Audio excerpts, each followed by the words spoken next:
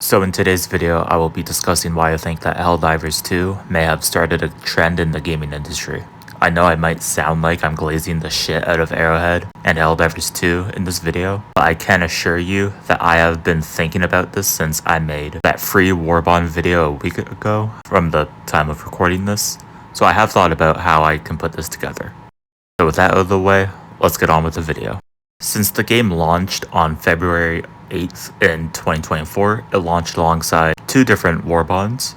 It launched with the free for everyone Helldivers Mobilize Warbond, as well as the paid Steeled Veterans Warbond. But little did anyone know at the time, the same business model would have gotten picked up by none other than Embark with ART Raiders, but known differently as Raider Decks. Different name, but same premise. Not only are they doing the same Battle Pass method, because whether we like it or not, ART Raiders would have had a Battle Pass-like system regardless. They are also going the extra mile in making it a consumer-friendly game as much as they possibly can, meaning no FOMO is involved with any of the decks they release in the future, as well as earning the Raider tokens in-game through various challenges. From what I have read during my research anyway. I don't play the game.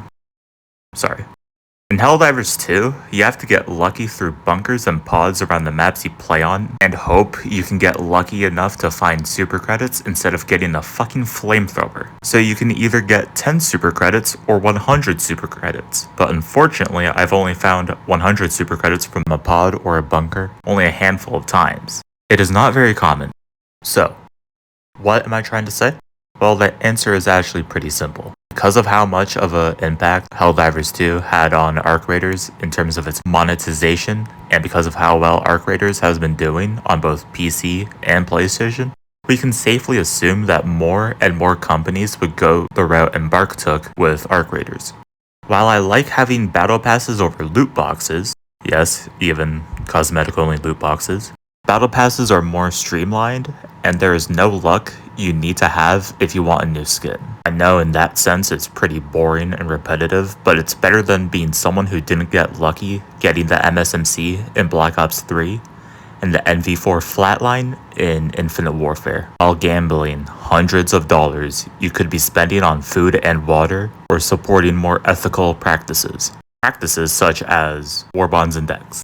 This might take years for more and more developers and publishers to implement the system into their games, but I have had that feeling for a few days that it might get incorporated into our games even sooner than we think.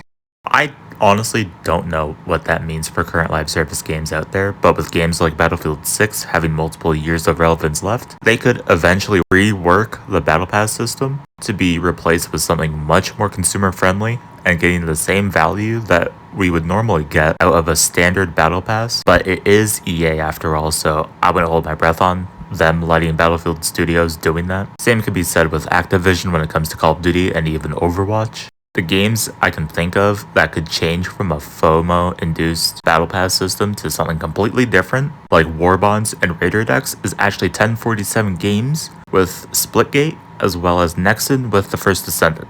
Again, I'm talking about currently playable live service games, so if you think there's another company that have a live service game that could rework their systems, please let me know.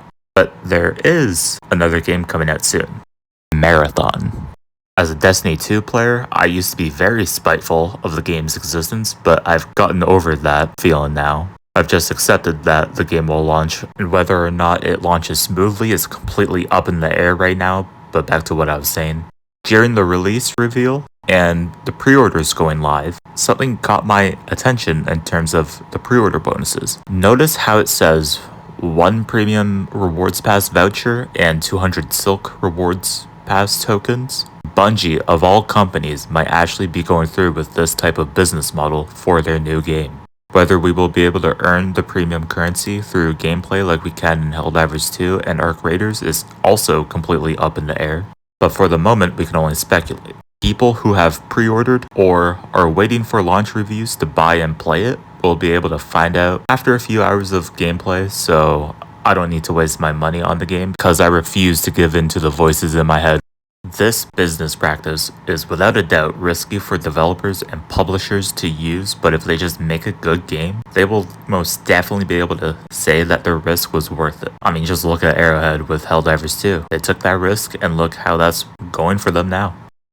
On that note, what do you think? Do you think this is how developers and publishers are going to monetize their games in the future? Or do you think I'm just going completely insane? I'd love to read your opinions down below. But if you did enjoy the video, please make sure to leave a like and maybe even subscribe for more Helldivers 2 content in the future. I would absolutely love it if you would join me on my journey to 1,000 subscribers. That would just mean so much to me. But yeah, I'll see you in the next video. Goodbye.